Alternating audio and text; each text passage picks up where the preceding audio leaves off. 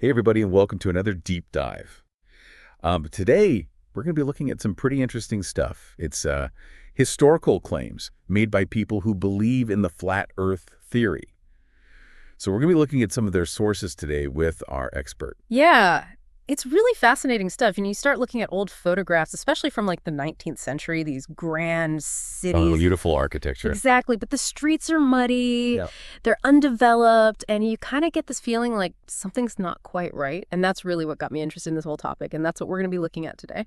Okay, so let's start with the mud, because I know our sources brought up a lot of these 19th century photos, like cities just covered in mud. They even mentioned the opening line of Dickens' Bleak House. Yeah. Like London is described as covered in mud as if the waters had but newly retired. Now, how do you explain that level of mud just with regular dirt buildup?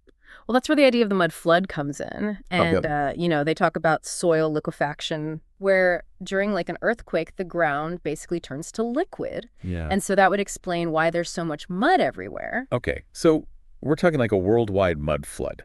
That's a pretty big event. Mm-hmm. And then you start looking at the buildings, and we're talking about entire floors that are buried underground, complete with windows and doorways. I mean, who builds windows underground? Right. Unless they expect the ground level to change. Exactly. And so this is where proponents of the flat earth theory point to the idea of a sunken civilization. Okay. They say that these structures, these buried structures that we see, aren't just basements. They're evidence that the ground level was once much lower. Okay. And they also point out that it would have been incredibly difficult to excavate these foundations using 19th century technology. Yeah, how would they have dug that deep back then? Okay, so we've got mud, we've got buildings that seem to be sinking into the earth. But there's another piece of this whole puzzle that always kind of creeps me out. It's the sheer number of orphans in the 19th century. Like, we're talking orphanages overflowing, orphan trains, sending kids all across the country. Wow. And even these disturbing accounts of baby farmers basically exploiting vulnerable children. That's a really dark chapter of history for sure. And It is. a lot of the sources connected to this idea that there was this advanced civilization that got wiped out by a mud flood. Right. And these orphans are like the remnants of that society. Oh, wow. A lost generation trying to find their place in a world that's been completely transformed. So if there was this advanced civilization, what happened to their technology? Well, a lot of the sources talk about this idea that they harnessed a power source that we've forgotten. Okay. Some kind of combination of water sound and electromagnetism. Interesting. And they point to structures like star forts, and they claim that they weren't just defensive structures, they were actually energy generators. Okay. And the water features near these structures, the moats and reservoirs, they believe those played a key role in this energy system. Fascinating. Yeah. Okay, so we've got star forts, we've got water features, we've got sound, we've got electromagnetism. I'm trying to picture this world and how this would all work, and it's definitely a different way of looking at things. It is. And speaking of unique perspectives, let's talk about the Prague Astronomical Clock. Ah, yes. This medieval marvel apparently holds some clues about the true nature of our world, according to these sources. Yeah, they're really fascinated by the clock's zodiac dial Uh-huh. and how the constellations are unevenly spaced. They argue that this wasn't a mistake. It was a deliberate representation of a greater Earth, a world that extends far beyond what we normally see on maps. Wait, so they're saying the clock is like a map? A secret map hidden in plain sight for centuries? That's pretty crazy. It's definitely a bold claim. It is. And it really feeds into this idea that we've been misled about the true size and nature of our world. So what do they think is out there? What's on this greater Earth? Well, a lot of them point to historical maps that depict this massive northern region beyond the Arctic Circle. It's often referred to as Hyperborea in ancient myths. Okay, Hyperborea. Yeah. I'm picturing like a fantasy novel here. Right. Are they saying that this land is where the mud flood originated or where this advanced technology was developed? Well, that's where things get even more speculative. Okay. They tie the existence of Hyperborea to the idea of a central vortex located at the North Pole. This source of immense energy that may have powered this ancient technology, and they suggest that the mud flood could have been triggered by a disruption in this energy system. Wow, so the mud flood wasn't just a natural disaster, it was a technological one. That's their theory. Like a massive energy surge that went haywire. Precisely, and it really highlights their belief that we've been misled about the true nature of our world and its history. Okay, so we've got mud, we've got sunken buildings, we've got orphans, we've got a hidden energy source, and we've got a secret map disguised as a clock. This is a lot to take in. Where do we even go from here? Well, the sources actually go even deeper. They start talking about the secrets of the old world, specifically the role of alchemy. Alchemy. Okay, so we're going full national treasure here. And they're really focused on Mercury. Mercury, like the stuff in thermometers. Exactly. They claim that it was a key element in this lost technology used to harness and manipulate electromagnetic energy. Interesting, but also a little dangerous, right? Yeah. Mercury is not exactly known for being safe to handle. You're not wrong, but they argue that the dangers of Mercury have been overblown and that it was actually a vital component in a clean, abundant energy system. So they're saying Mercury is the key to a sustainable future. In a way, yes. They even bring up the alchemical symbolism of St. Christopher and the Griffin, hinting at a deeper understanding of Mercury's properties and its role in this forgotten science. Okay, we're definitely going to need to unpack this whole Mercury thing a bit more because it sounds like there's a lot more to this story than what we're typically taught.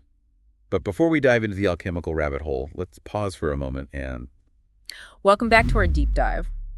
Before the break, we were talking about Mercury and how these sources suggest that its dangers might have been exaggerated. Yeah, there's this whole hidden history of Mercury being used for something incredible, but then that knowledge was lost or maybe even suppressed.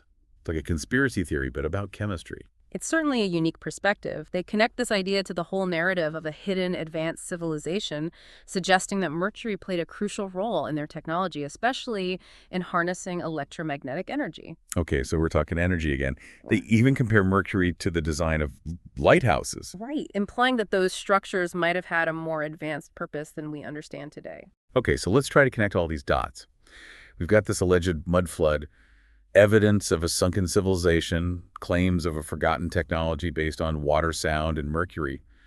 But how does the Prague Astronomical Clock fit into all of this? Well, that's where things get even more fascinating. Remember those unevenly spaced constellations on the clock's zodiac dial? Yeah, I'm not sure I could forget that one. Well, the sources interpret this as a deliberate representation of a greater Earth. Yeah. One that extends far beyond what we see on conventional maps. So to them, the clock isn't just telling time, it's revealing a hidden truth about the world. It's like a secret code embedded in a medieval masterpiece.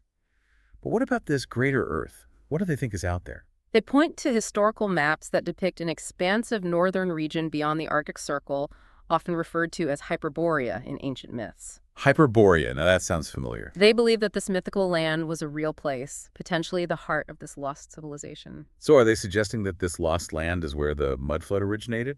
Or where this advanced technology was developed? That's where the connections get a bit more speculative. They tie the existence of Hyperborea to the idea of a central vortex located at the North Pole, a source of immense energy that might have powered their technology. Okay. They propose that the mud flood could have been triggered by a disruption in this energy system, a catastrophic event that reshaped the world as we know it. So they're saying the mud flood wasn't just a natural disaster, but a technological one, like some massive energy surge that went haywire. That's a wild theory. It is a dramatic interpretation, and it underscores their belief that we've been misled about the true nature of our world and its history. They argue that this hidden knowledge, including the existence of a greater Earth and the secrets of harnessing energy through Mercury and other elements, has been deliberately suppressed. That's a lot to take in. But even if we don't buy into the whole flat Earth theory, it's fascinating to consider these alternative interpretations of history and explore these mysteries that still linger around seemingly ordinary things like a clock or a building foundation. Absolutely, and I think that's what makes these deep dives so valuable. They challenge us to question what we think we know and to explore different perspectives, even if they seem unconventional or far-fetched. So as we wrap up this part of our journey through the lost history claims, I'm left with more questions than answers. What do you think the listeners think is? Are you starting to see the world a little differently? Are we just scratching the surface of a hidden truth? Or are these just elaborate fantasies woven from intriguing coincidences? Okay, so we're back. Yeah. And we've been talking about all this wild stuff like mud floods and sunken cities and a hidden energy source with water and sound and mercury. It's mind-blowing, right? It really makes you think about the world differently, right? Like, what if we've only been told a small part of the story? Yeah, like what if there's this whole other layer of history that we've just forgotten? Exactly, like those old photos we talked about with the muddy streets and the buildings that look half buried. Right, like those could be glimpses into a totally different world. A world with advanced technology that we can't even imagine. But if this civilization was so advanced, Why don't we know more about it? Why would someone try to hide it? Well, that's where the idea of suppression comes in. The sources we've been looking at, they suggest that knowledge of this lost history has been intentionally hidden to control resources and power. Like a conspiracy to keep us in the dark. Basically, they think that the knowledge of this lost technology, especially the energy technology, would disrupt the current power structure. So they had to wipe it all out, cover it And up. they say the mud flood was a key part of that, not just reshaping the world, but also erasing the memory of this advanced civilization. It's kind of a dark thought, isn't it? Like, we're living in the shadow of something much greater that we've completely forgotten. It's definitely thought-provoking. It makes you wonder what we've lost and what we might be able to rediscover. So even if we don't agree with everything these flat Earth sources are saying, it's still fascinating to consider these alternative explanations. And maybe it even inspires us to do our own research and come to our own conclusions. Exactly. Like, who knows what's out there waiting to be discovered? Well, I think that's a great place to wrap things up for today. We've covered a lot of ground, but there's still so much more to explore. So keep those minds open, keep questioning, and who knows, maybe you'll uncover a piece of the puzzle that changes everything. Thanks for joining us for another deep dive